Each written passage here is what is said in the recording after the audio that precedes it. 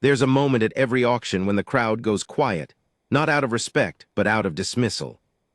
It's the kind of quiet that has weight to it, the kind that settles over a pen like dust after a truck rolls through, slow and thick and final. People stop raising their paddles. They stop looking. They shift their boots and check their phones and talk to the man beside them about the weather or the price of feed, because whatever's standing in that ring isn't worth the effort of attention anymore. I've been to enough auctions to know what that silence means. It means this one's done. It means don't waste your time. It means someone, somewhere in that crowd, has already made the decision for everyone else, and the rest of the room just agreed without knowing they did. I was there the day a horse named Cinder walked into that ring. I watched every paddle stay down. I watched the auctioneer's voice climb and fall and climb again, working harder than he should have had to for an animal that had once been something worth talking about. I watched the buyers, men and women who'd spent their whole lives reading horses the way other people read weather. Look at that gray-black mare and see nothing worth saving.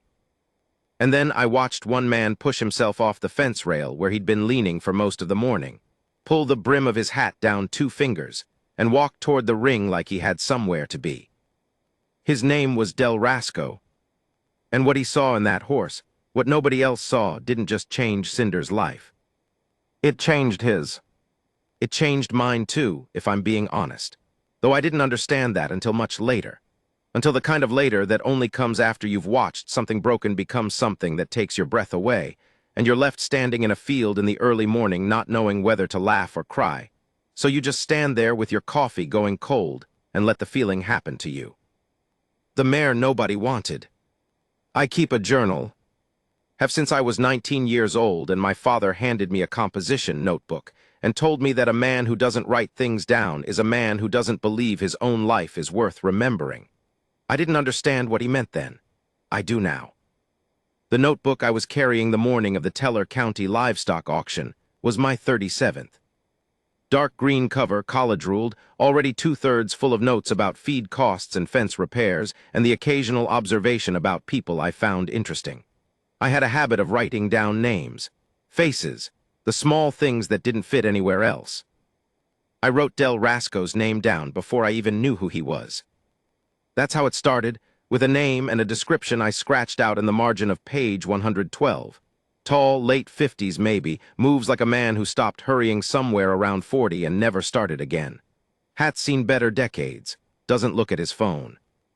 I'd driven down from my place outside Montrose to look at a working quarter horse my neighbor Bert had told me about, a roan gelding with good bloodlines, and what Bert described as a sensible head, which in Bert's vocabulary meant the horse didn't spook at shadows and would stand tied while you ate lunch.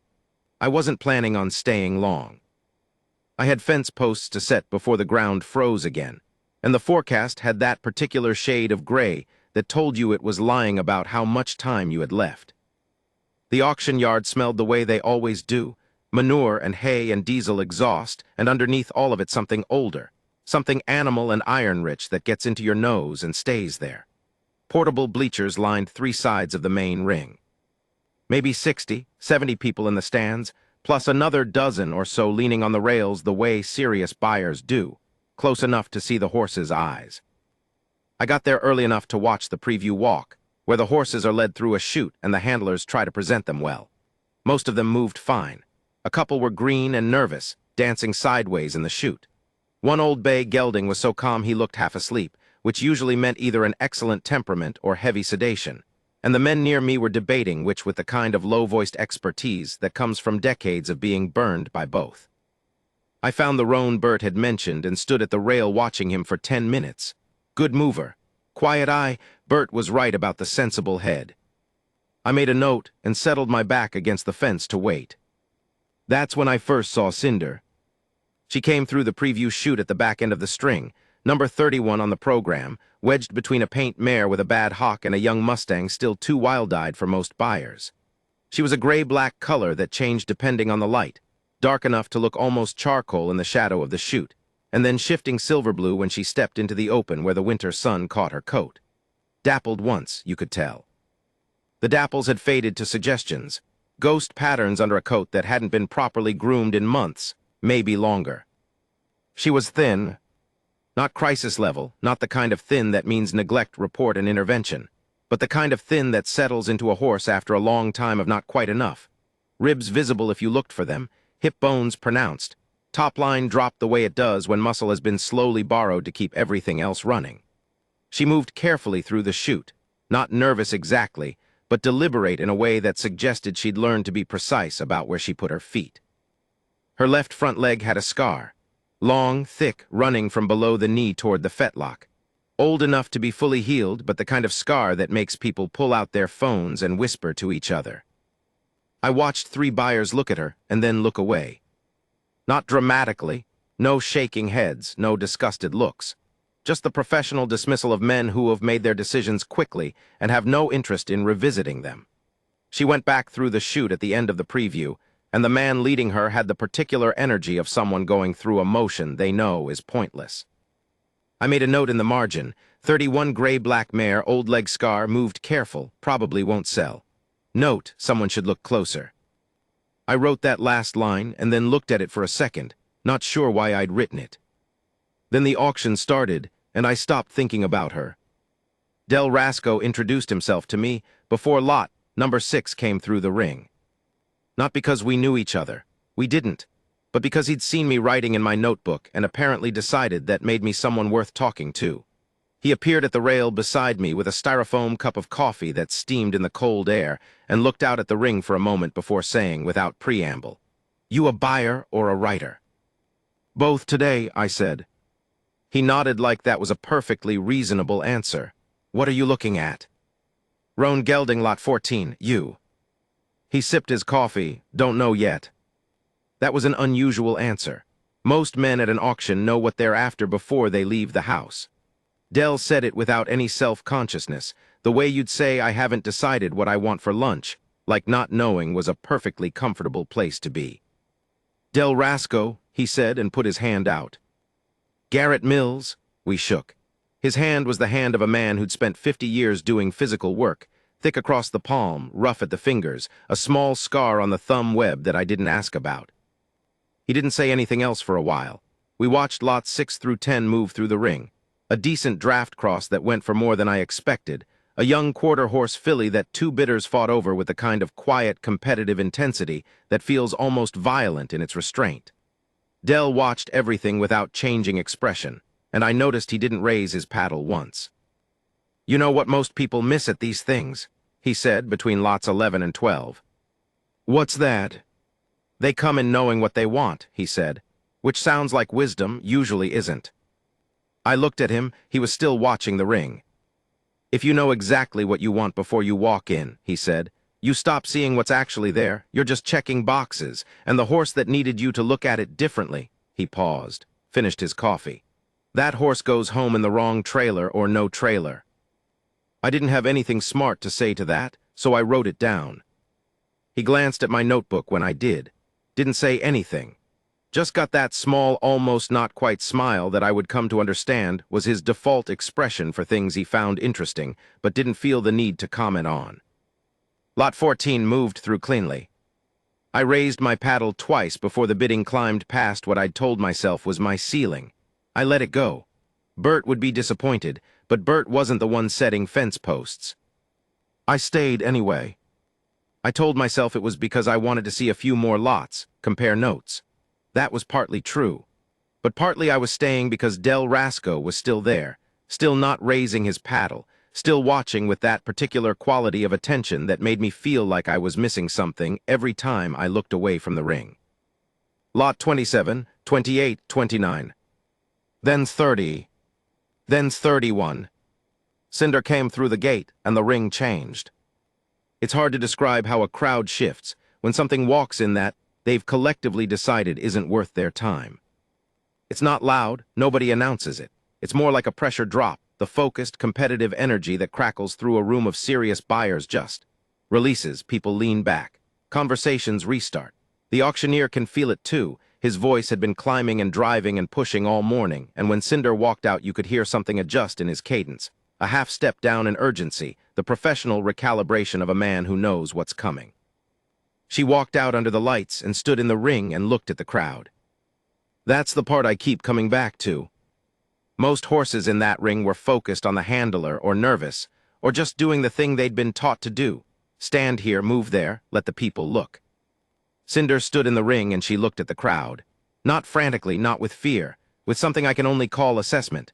Her ears came forward. Her dark eyes moved, slow and deliberate, across the bleachers. Dell said beside me. It was the first sound he'd made in 40 minutes. The auctioneer started his opening, gave her modest credentials.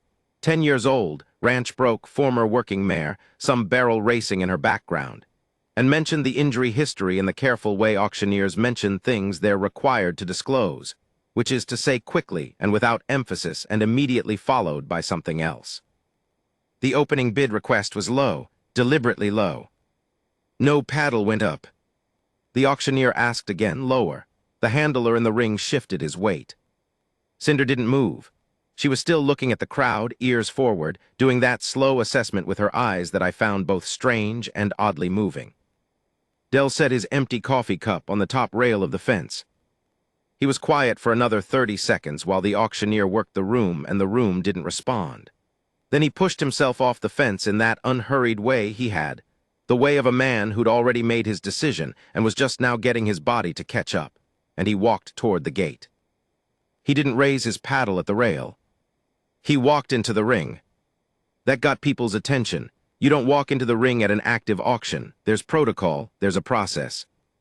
The ring crew chief, a wide man in a brown vest, started toward Dell with his hands up in the preemptive way of someone about to explain the rules. Dell held up one hand, not aggressive, just a gesture that meant give me a moment, and walked to within 3 feet of Cinder and stopped. Cinder looked at him. Not at the crowd anymore, at him specifically. He stood there for what felt like a long time but was probably 30 seconds. He didn't reach out to touch her. He didn't make sounds or gestures. He just stood there and looked at her, and she looked back, and the ring got very quiet in that particular way that's different from the dismissal quiet of before. This quiet had something in it. Something that made the people who'd stopped paying attention start paying attention again. Then Dell turned to the ring crew chief and said calmly, "What's her reserve?" I got the rest of the story in pieces. Some from Dell directly, some from a woman named Rosario Vega who managed the auction intake and had more institutional knowledge about every animal that passed through than anyone else in the county, some from a few phone calls I made in the weeks after. Cinder's registered name was Cinder Black Star, and she'd been bred in Nevada by a ranching family named Aldous who'd had horses for 4 generations. Her sire had been a solid working horse with some performance bloodlines. Her dam had been a barrel mare with a reputation for speed and agility in tight spaces. Cinder had shown up well as a foal and a yearling. Good bone, good mind, that unusual quality of focused attention that serious breeders notice and less experienced people often overlook. She'd been sold at 2 as a prospect to a man named Brian Hartley outside of Grand Junction, and Hartley had spent 2 years bringing her along. By all accounts, she'd been exceptional, responsive, willing, athletic in the way that crosses between working and performance bloodlines sometimes produce. Horses that can hold a cow and then turn around and run a pattern. She'd done junior barrel racing for Hartley's daughter. She'd done sorting and team penning for Hartley himself. She'd been one of those horses that people remember for the rest of their lives, the kind that makes everything you do after them feel like you're settling. Then she'd gone through a wire fence on a November night when something spooked her in the pasture, and the leg had gotten torn up badly, and the surgical bills had been significant, and the recovery had been long. And by the time she was cleared to work again, Hartley's daughter had gone to college, and his own knees had gotten bad enough that the kind of riding he'd been doing wasn't going to happen anymore, and there'd been a drought and a rough year economically. And Cinder had gone on the sale list the way good horses often do, not because anyone stopped caring about her, but because life moved in directions that left her behind. She'd sat in a boarding situation for 8 months. Good care but no work. The muscle she'd built over years had slowly softened. The coat that had been kept show-groomed had gone to pasture condition, and whoever consigned her to the Teller County auction had priced her low and hoped for the best and probably wasn't surprised when the paddles stayed down. I didn't know any of this when Dell walked into the ring that morning. I just watched him stand there with that mare and feel, in the particular way that you feel things at auctions when you've been going to them long enough, that something was happening that didn't happen often.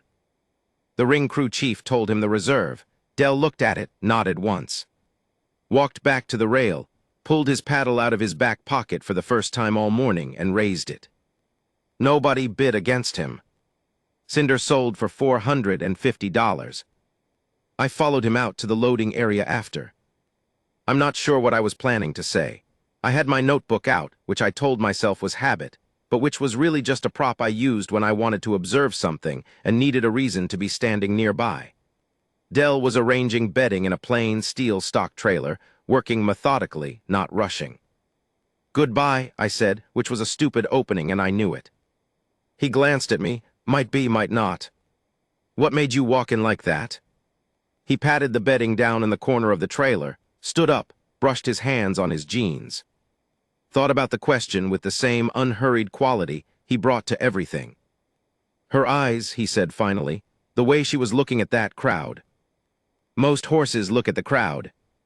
Not like that." He leaned against the trailer door. "Most horses look at crowds because they're nervous, because something's moving and they're prey animals and their instinct is to track motion. She wasn't doing that." He paused. She was reading them, trying to figure out who in that room was worth her attention. I wrote that down. "And you thought that was?" "I thought it was interesting," he said. "Didn't mean it was anything, but I wanted to get close enough to know for sure, and when I got close," he stopped, seemed to be deciding whether to say the next part. She looked at me the same way she'd been looking at the crowd, like she was deciding. "Deciding what?" He pushed off the trailer, whether I was worth it. He went in to finish the loading paperwork, and I stood in the cold parking lot with my notebook and wrote 3 lines, and then crossed them out because nothing I wrote felt like it got close enough to what I'd just seen. What I wrote instead, finally in the margin at the bottom of the page, was this: "A horse that's been failed by people doesn't stop looking for a person worth looking at." That might be the most human thing I've ever seen in an animal. The auctioneer's voice carried out from the ring, already onto the next lot. Cinder, out in the loading area, stood quietly in Dell's trailer. She'd stopped assessing the crowd. She'd made her decision. The education of a stubborn man. I drove out to Dell's place for the first time on a Thursday in late January, 3 weeks after the auction. He ran about 200 acres outside a small town called Olathe, proper ranch country, the kind of high desert terrain that looks barren until you've lived in it long enough to understand what it's actually telling you. Scrub oak on the hillsides, red rock breaking through the soil along the ridgelands. His main pasture dropped away from the house in a long, gentle slope toward a creek that ran year-round and froze at the edges in winter. And the whole property had that particular quality of land that's been worked with respect for a long time. Fence lines straight and maintained, outbuildings weathered but solid, the gate at the road hanging plumb. He met me at that gate with a thermos of coffee and no explanation of why he'd agreed to let me come out. I hadn't told him I was writing anything, and he hadn't asked. We'd exchanged 2 phone calls in the interim, short ones, the kind where not much is said directly, but you understand more than you would if more had been said. And when I'd asked if I could come see how the mare was settling, he'd said sure and given me the county road number and the gate color and hung up. Cinder was in a small paddock off the main barn, separate from his other 2 horses, an older paint gelding named Oscar and a brown quarter-horse mare that Dell called Bet, and who had the imperious bearing of an animal that had been at the top of the pecking order for a long time and intended to stay there. I understood the separation immediately when I saw the paddock. It wasn't isolation. There was a shared fence line where the horses could touch noses and establish their social arithmetic at whatever pace they chose. It was more like the gesture of a thoughtful host. Here is your space, here is the community, you can move between them when you're ready. Cinder was standing at the far end of the paddock when I arrived in the shadow of the fence, and she did that thing with her head when I climbed out of my truck, the deliberate assessment, ears forward, watching me work out what kind of person I was. "Still doing that?" I said, not really to Dell. "Every new thing," he said. "Give her 10 minutes. If she decides you're okay, she'll come to the fence." I gave her 10 minutes. She came to the fence. Dell was not a soft man. I want to be precise about that because I think it matters.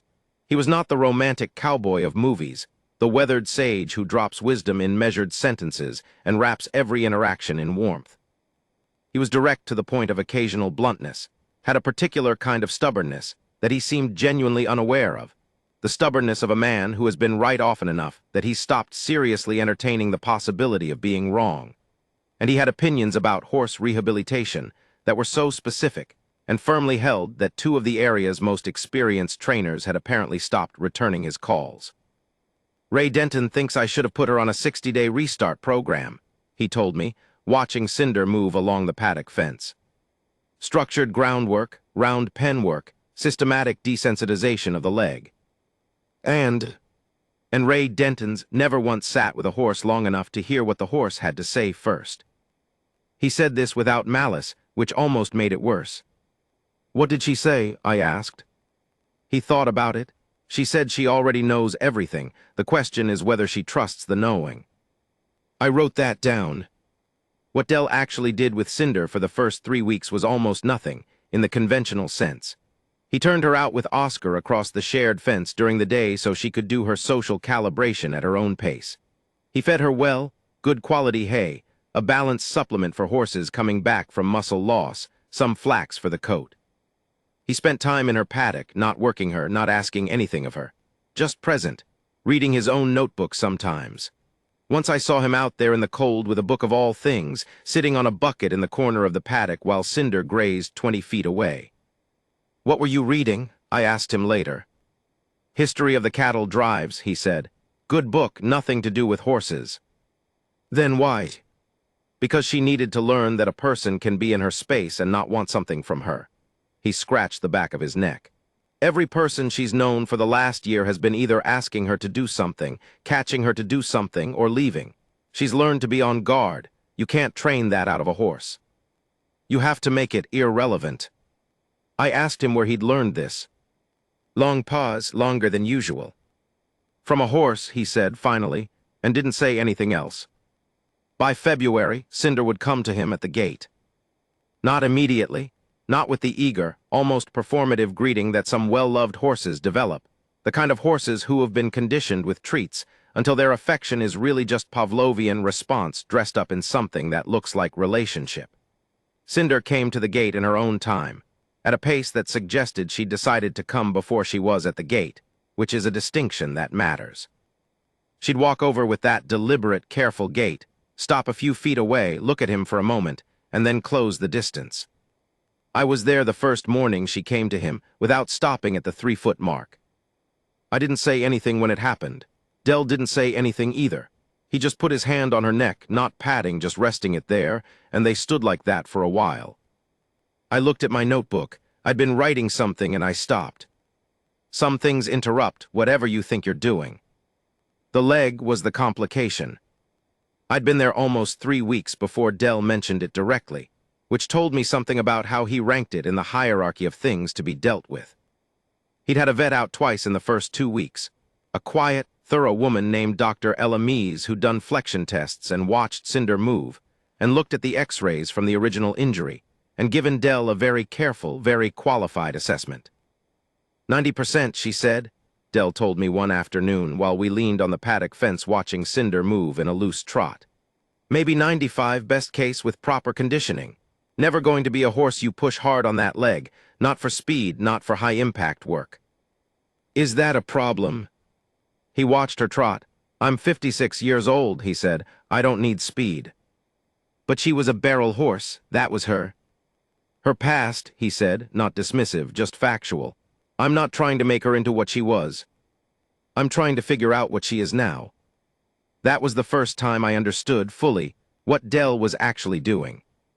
He wasn't a rescuer in the sentimental sense. He hadn't walked into that auction ring to save anything. He wasn't a trainer running a project. He wasn't even exactly doing this for Cinder. He was doing it because the specific, irreducible thing he was most interested in was the same thing Cinder was most interested in, the question of what was still possible. And that I wrote in my notebook that evening, sitting in my truck with the heater running and the sky going orange and purple over the red rock ridgeline. That is something I have never seen approached with such exact, stubborn, unhurried honesty. The trouble came in the first week of March. It came in the form of a man named Curtis Bale, who showed up at Dell's gate on a Wednesday morning in a truck with Texas plates. and a trailer with a logo on the side that I didn't recognize. He was maybe 60, built wide through the chest and shoulders, with the kind of confidence that fills a room before the door is all the way open. I was there when he arrived, which was luck or fate, or just the fact that I'd been coming out twice a week for long enough that it had become a rhythm. Curtis Bale had heard about the mare from someone who'd been at the auction. The horse world is smaller than it looks from the outside, and he'd done some digging and found out what she'd been, and he'd driven up from Amarillo to make an offer. What she was worth before the injury, and what she'll be worth when you're done with her. He named a number that was significantly more than $450. Dell listened to the offer the way he listened to everything, completely, without interruption, without any expression that gave away what he was thinking. Then he said, "Not interested." Curtis Bale recalibrated, named a higher number. "Still not." "Dell," Curtis leaned against his truck with the ease of a man used to negotiating. "You bought her for nothing. You've had her, what, 6 weeks? 7? You've put some feed into her, sure, some vet bills. I'm offering you." "I heard what you're offering." "Then help me understand the logic here." Dell was quiet for a moment. He wasn't looking at Curtis Bale. He was looking at the paddock, where Cinder was standing at the far end, in the shade, doing her assessment thing. "The logic," Dell said finally, "is that she isn't for sale." Curtis Bale pushed a little harder, not aggressively, but with the persistent professional pressure of a man who's gotten what he wanted often enough to know that the first refusal is rarely final. Dell didn't raise his voice. He didn't get tense. He just kept saying no with that particular quality of refusal that is less like a door closing and more like discovering there was never a door there to begin with. Curtis Bale eventually got in his truck and left. Dell watched him go. Then he went and got Cinder's halter off the fence post and walked to the paddock gate. She came to him before he got the gate open. "All right," he said to her quietly, "let's get to work." The work, when it started, was the simplest kind. He started with groundwork, but not the systematic, round pen-based kind Ray Denton would have prescribed. He started in the open paddock with a lead rope and the basic language of weight and direction, asking her to yield her hindquarters, to bring her shoulder around, to back a step, to stop. Not as exercises, more like a conversation that was finding its grammar. She knew all of it. That was the thing that struck me, watching from the fence with my notebook. She knew all of it. She'd done it before with Hartley years ago, and it was still in her, not as trained behavior, but as something closer to vocabulary. As soon as Dell asked, she answered. Cleanly, correctly, almost immediately. "She already knows the language," I said. "Yeah," Dell brought her around in a small circle, her hips soft and yielding. "The question was always whether she'd want to speak it again." He paused the circle. She stood quietly, weight-balanced, looking at him. "Turns out," he said, "she does." There was an evening in mid-March, a Thursday, I think, though I didn't write the day down, when I stayed past dark. We'd been doing ground sessions all afternoon, and Cinder had been extraordinary in the specific, understated way that horses with real foundations sometimes are. Not flashy, not trying to impress, just doing everything asked of her with a quality of precision that came from genuine understanding rather than repetition. Dell had been methodical and quiet, asking things, getting answers, moving on. The light had dropped from afternoon gold to the flat, clear blue of a desert dusk, and neither of us had said anything about leaving. We were standing at the paddock fence after the session, Cinder loose inside, and Dell was doing something I'd never seen him do before. He was talking to her. Not giving commands, not doing anything with a purpose, just talking. About what I couldn't hear, he was about 20 feet away and his voice was low, not meant for me. Cinder stood with her head close to him, ears moving, and the way she was positioned, angled toward him, weight easy, one hip dropped, was the body language of an animal that was not just calm but actively, specifically comfortable. I wrote a lot of words trying to describe it later and crossed most of them out. What I kept was this. It looked like a conversation between two creatures who had both, at some point, given up on being understood, and found out late that understanding was still possible. Dell came back to the fence eventually. He leaned on it and looked at the last of the light on the far ridge. "She's going to be something," he said. "She already is," I said. He looked at me, that almost not quite smile. "Yeah," he said, "she is." I drove home that night with the heater on and the window cracked, the way I do when I need the cold air to keep me honest. The stars were out over the mesa, brilliant and close in the way they get at altitude in winter. I thought about a horse standing in an auction ring, reading a crowd. I thought about a man with an empty coffee cup who pushed himself off a fence rail and walked toward the one animal in the room that nobody else thought was worth looking at. I thought about what you have to lose, or maybe what you have to already know about being overlooked, to be the person who can recognize that. I wrote one line in my notebook before I went to bed. I've written it down in every notebook I've kept since. The ones who got passed over always know each other. What a horse teaches a man about starting over. Spring came to that red rock country the way it always does, slow, unconvinced, arriving in pieces. A week of warmth followed by 3 days of snow. Mud that came up through the pasture in sheets, then dried and cracked and came back again. The creek ran high and fast in April, and Dell had to reset 2 fence posts that the ground had heaved over the winter, and I helped him do it one Saturday morning while Cinder watched us from her paddock with that steady, analytical attention she brought to everything new. By April, she was in the main pasture with Oscar and Bet. It had taken time, not because she wasn't ready, but because the social structure of a 3-horse herd is a negotiation that can't be rushed and shouldn't be managed from the outside. Dell had let it develop at its own pace. Extra hay during the introduction period, careful monitoring for the first week. The fence line neighbor period extended until all 3 horses were choosing to stand near each other through the wire before the gate was opened. The morning the gate opened and Cinder walked into the main pasture for the first time, Oscar came to her immediately. He was a horse of generous temperament, the kind of horse that makes herd integration easier just by being himself. He didn't posture or drive her. He just walked up to her and they stood nose to nose for a long moment, doing the breath-sharing greeting that horses do, and then Cinder swung her head away and walked off to investigate the fence line, and Oscar followed her at a polite distance. Bet observed all of this from across the pasture, with the expression of a sovereign assessing a new courtier and reserving judgment. "She'll figure it out," Dell said, watching. "Bet or Cinder. Both of them." He was right. By May, I had stopped thinking of myself as someone writing about Dell and Cinder, and started thinking of myself as someone who had arrived at the right place at the right time, and had been smart enough not to leave. I'd filled my 37th notebook and started my 38th. The green-covered one, with Dell Rasco in the margin of page 112, was sitting on my kitchen shelf next to the others, and I found myself taking it down sometimes in the evenings just to read the early entries. The auction, the assessment, the first weeks in the paddock. The way you sometimes read the beginning of a story after you're deep into it, to measure the distance traveled. Dell had started riding her. Not hard work, not yet. He'd been building her conditioning for 2 months by then, walking under saddle on the gentler terrain around the property, building topline and muscle slowly, the way you build anything that was lost slowly without breaking down what was coming back. Dr. Mies had been out in late March and again in April, and both times her assessment of the leg was cautiously optimistic. Good, she said both times, but careful.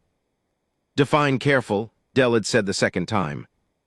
Dr. Mies had looked at him with the patience of a woman who'd given that answer to a lot of people who didn't want to hear it. The leg will tell you, she said. You just have to be the kind of person who listens. Dell didn't say anything, which from him meant he'd heard. I was there the first morning he took her out on the trail. Not the full trail, the lower path along the creek, maybe a mile and a half of dirt and rock and the occasional wooden bridge that Oscar had crossed 1,000 times, and that Dell had walked Cinder over on a lead rope twice already so she'd know the sound of it. They went out in the early morning, the light still low and copper-colored, frost on the grass in the shadow of the hillside. I followed in my truck to the lower gate, and then watched on foot from the end of the pasture where the trail began. They disappeared into the scrub oak together, the sound of hooves on frozen ground fading, and I stood there with my notebook open and didn't write anything. I don't know exactly how long they were gone. My phone said 45 minutes when they came back, but it felt shorter, the way time feels when something you've been waiting for finally starts happening. She came out of the scrub oak moving well, ears forward, that alert and interested quality in her body language that was the opposite of the careful, managing gait she'd come into Dell's paddock with. Her coat was dark with sweat at the neck and shoulder, the good sweat of honest work, and she was blowing a little but comfortably, the breath of a horse that had worked at the edge of its current fitness and found that edge farther out than expected. Dell's face when they came out of the trees. I've tried to write that correctly several times, and I'm still not sure I've gotten it. He wasn't grinning. It wasn't that kind of feeling. It was the expression of a man who has waited for something with enough patience and enough doubt that when it finally arrives, the primary emotion isn't triumph but something quieter. Something that doesn't have a good English word. The Germans probably have one. Whatever it is, it looks like a held breath that finally releases, and the release is so slow and so complete that you can see the whole architecture of the waiting and how long it takes to fully exhale. He brought her to the fence and stepped down and ran a hand down the front of her left leg, carefully, feeling for heat, for swelling, for anything that wasn't right. "Good," I said. He straightened, looked at me. "Yeah," he said. "Good. There's a thing that happened in June that I've gone back and forth about whether to write down. It feels too personal, in a specific way. Not my personal, but Dell's.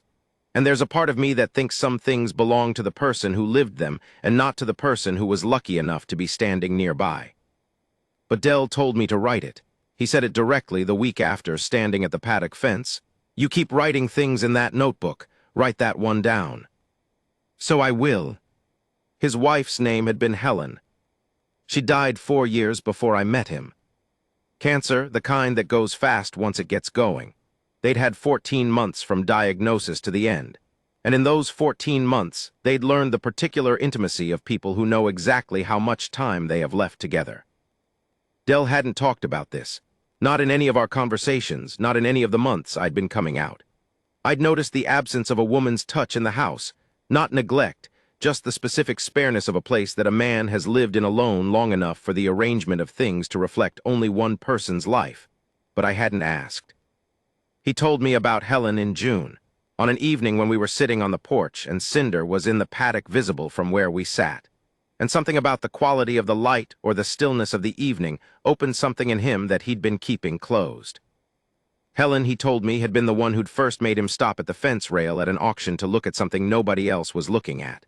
30 years ago, a young horse with some problem that everyone else could see and that Helen had looked at and said, "Dell, look closer."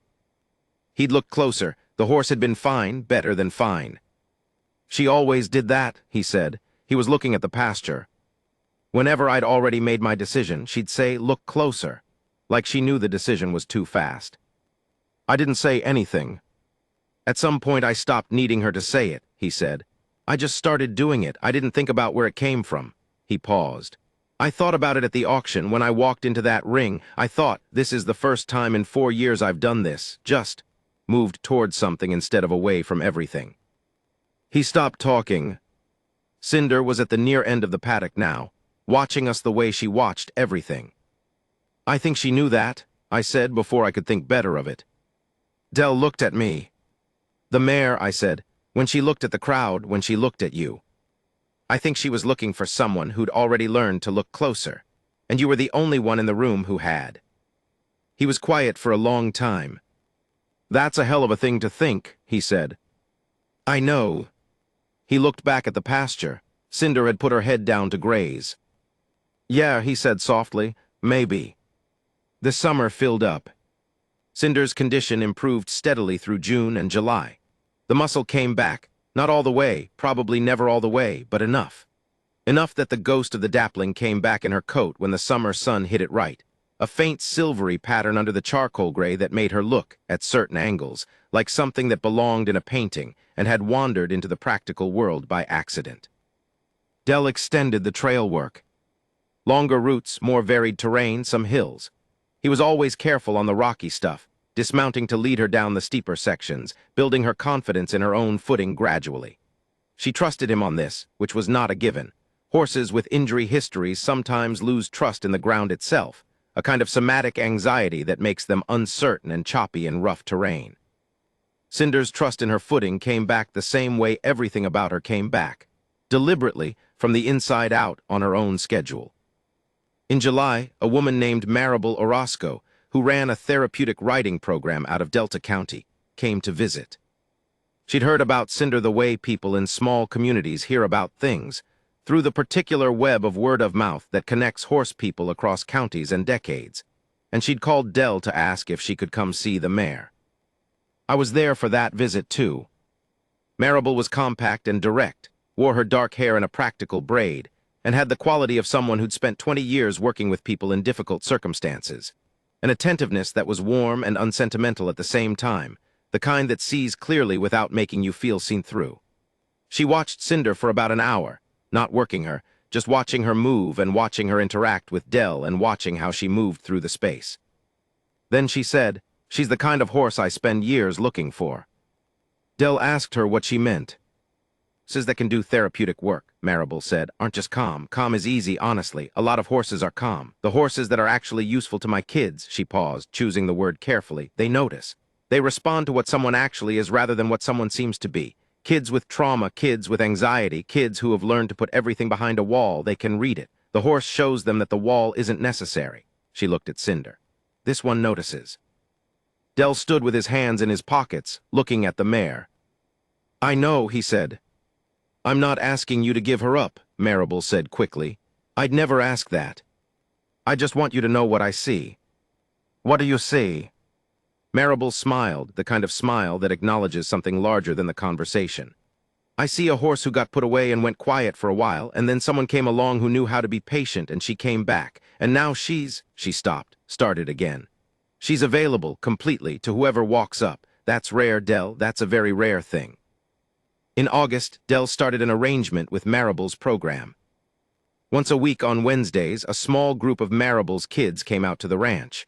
Not to ride, not at first, maybe not ever, Dell hadn't decided on that, just to be around the horses, to do simple groundwork. To learn the grammar of asking and listening that Dell had been practicing with Cinder all winter and spring. I came the first Wednesday. There were 6 kids, ages 8 to 14. Various histories that Marable didn't detail and that I didn't ask about. A boy named Tamaz who was 10 and hadn't spoken above a whisper in 4 months, according to the one note Marable gave Dell before they arrived.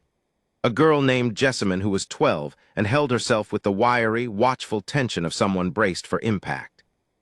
They came through the gate in the dusty August morning and spread out the way children do, some curious, some hanging back. One of the younger ones immediately interested in Oscar over the fence, because Oscar had the kind of face that invites immediate affection. Cinder stood in the center of the paddock. She watched them arrive. That assessment, ears forward, working through the crowd. I saw Tamaz notice it before anyone said anything to him. He was standing a little apart from the others, close enough to the paddock fence to see Cinder clearly, but not close enough to be at the fence. And he saw what I'd seen in the auction ring in January, the mare reading the room, methodical and calm, moving her attention from face to face. Her attention stopped on him. He went still. She took 3 steps toward him. He didn't move, didn't back up, just stood there with his hands loose at his sides and that particular quality of children's attention that is total when it happens, when they are completely, unhesitatingly present with something. Cinder stopped at the fence in front of him, put her nose out. He reached up slow, uncertain, the kind of movement you make when you're not sure you're allowed, and touched her nose with 2 fingers. I looked at Dell. He was watching this with his hands in his pockets and his hat brim low and that expression I'd come to know, the almost not quite smile, but with something else in it now. Something that wasn't quite happiness, which is too simple a word, but something that lived in the same neighborhood. I didn't write in my notebook. Some things you can write later. Some things you just have to be inside of while they're happening. I drove home that afternoon on the county road with the windows down and the August heat coming in. The kind of dry, clean heat that smells like grass and dust and distances. I'd been driving this road for 7 months. My notebook was on the passenger seat. My 38th notebook, nearly full now. I'd been writing for years. Livestock prices and fence repairs and the small observations that my father had convinced me were worth keeping. And somewhere in the middle of my 37th notebook, at the Teller County livestock auction on a January morning, I'd started writing something different without knowing I was doing it. I pulled over at the wide spot where the road bends toward the ridge and the whole sweep of the valley is visible. Ranch land and scrub oak and the creek line, and beyond it the red rock rising, and I sat there for a while with the engine off. Dell had called me 2 days ago with something he'd mentioned casually, the way he mentioned most important things. He'd gotten an inquiry from a woman in New Mexico running a similar therapeutic program, and one from a journalist in Denver who'd somehow heard about the Mare and wanted to do a piece. He turned down the journalist without much thought. He was still thinking about New Mexico. "You'll know when you know," I'd told him, which was something I'd learned from him and which he acknowledged with a short laugh. What I didn't tell him was that I'd been thinking for the last few weeks about the end of the journal, about what happens when the writing catches up to the present, about what a 38th notebook means when the 37th one started at an auction and the story it began is still going. My father had said, "A man who doesn't write things down doesn't believe his own life is worth remembering." I'd believed that was about memory, about keeping a record. I think now it was about something else, about staying present in your own life, about being the person who writes things down so that, later, you can be the person who reads them and understands what happened. I opened the notebook to the last written page. I read back through August, through the Wednesdays with the kids, through Tamaz and Jessamine, and the morning light on the paddock and Cinder standing in the center of it, doing that assessment. I turned to the next blank page. At the top I wrote the date, and then I wrote, "Tamaz talked today, just one word. Dell didn't make a thing of it, which is why it mattered." I went back on a Wednesday in early September, when the first edge of autumn was starting to arrive in the mornings. Not cold yet, but that certain quality of light that shifts in September. The gold going deeper and the shadows going longer, and something in the air that says the open season is turning toward its close. Tamaz was at the fence when I arrived. Not waiting for someone to bring him there, not hanging back and being guided forward. Just at the fence, in the particular way that children stand at fences, when they've decided the thing on the other side of the fence is worth being close to. Cinder came to him before anyone said anything. She came the way she came to Dell, deliberately at her own pace in her own time, stopped a foot away, did that thing with her ears forward and focused. Tamaz put his hand up, open palm the way Dell had shown them on the first Wednesday. She put her nose in his hand. He said something to her. I was too far away to hear it. I don't know what he said. I don't think it matters exactly. What matters is that he said it, that he offered it. To this horse who had stood in an auction ring in January and read every face in the crowd, and found them all insufficient, until one man walked in who knew how to look at something without deciding in advance what it was. She'd passed that on, somehow, through Dell, through the Wednesdays, through the patient grammar of asking and listening. Dell came out of the barn and stood beside me at the fence. He had his coffee. He watched the boy and the horse for a moment. "Marable says he's talking more," Dell said. "Yeah. Not a lot, but more." "Yeah." We stood there for a while. "You almost done with that notebook?" he said. I looked down at the one in my hand, 3 pages left. "Almost," I said. He nodded, looked back at the paddock. "Write a good ending," he said. I looked at him. He had his eyes on Cinder and Tamaz and the morning light on the fence rails, and there was something in his face that I'd been trying to find the right word for since January, since that auction ring, since the empty coffee cup on the rail, since he walked toward the one horse in the room that nobody else was looking at. I think I finally found the word, there in the September morning. Restored. Not the horse, not just the horse. Both of them, all of them. The word for what happens when something that was broken doesn't return to what it was, but becomes something different and better and more honestly itself than it ever quite managed to be before. I put my pen to the second to last page of the notebook. Tamaz was still at the fence, Cinder still in front of him. The creek in the distance running over its rocks. Dell beside me with his coffee, not saying anything, looking at his land in the morning light.